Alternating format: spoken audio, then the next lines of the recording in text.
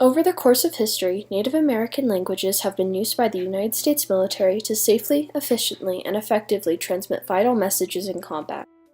Despite the triumph Native American code talkers brought to the United States and the world, from colonization all the way to the 20th century, Native American people have experienced discrimination and mistreatment from the U.S. The irony of the situation is that the natives were mistreated up until the moment they became of use to the military.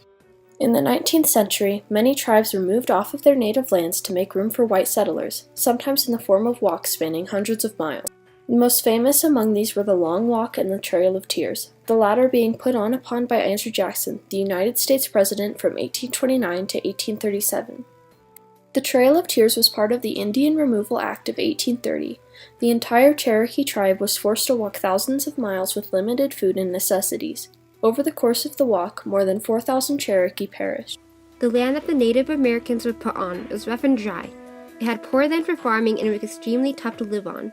The reservations had scarce resources and very few schools. To fix the low number of schools, they enrolled many of the children into American boarding schools. These schools were government or missionary run and were designed to eliminate all traces of Native American culture and replace them with white American culture.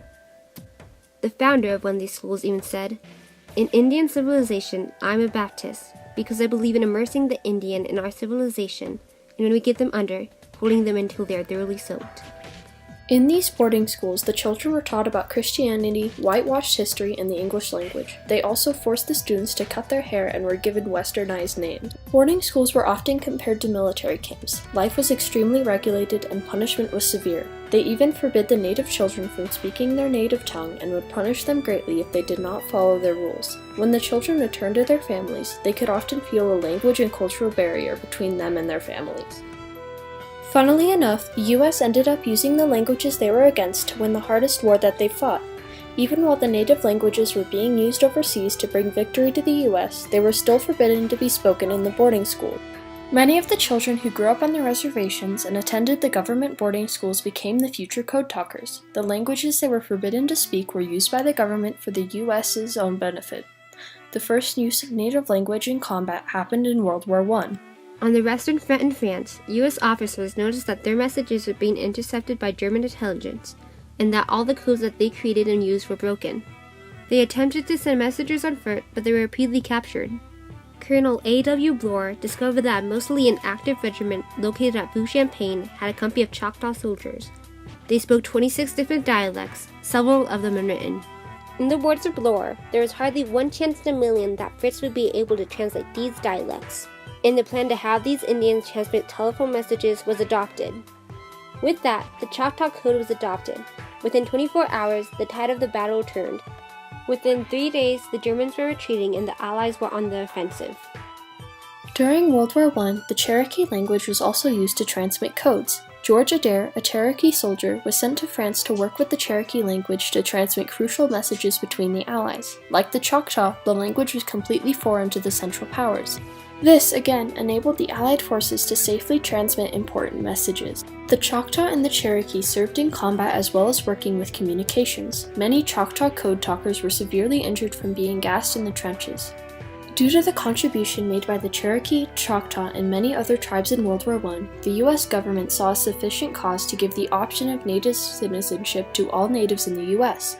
They did not even consider the fact that native tribes had lived on the land for longer than the people ruling the country.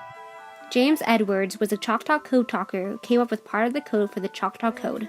Many Choctaw code talkers also served at the trenches in notable events of World War I.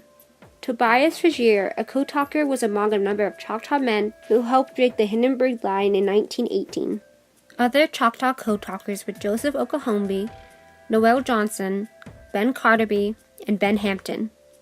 The use of the language was so successful that it set up a training program for future code talkers, but the war was over in a matter of months. The Native American code talkers who assisted the Allies in World War I set the standard for code talkers to come. In World War II, the same problem occurred, but this time in the Pacific Theater. Japanese intelligence was intercepting and decoding crucial messages that were being sent between American forces.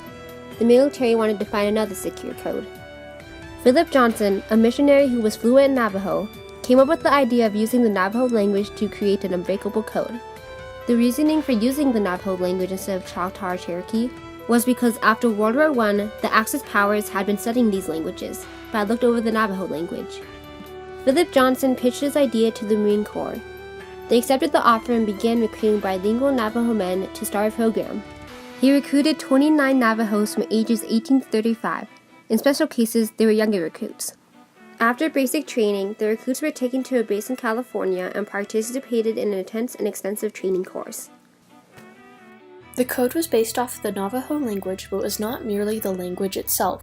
The code combined military lingo and the Navajo language, which made it even more secure. Use the word over the hill. And when you say hill, you say horse, sick. Written down in English, it'll be like that.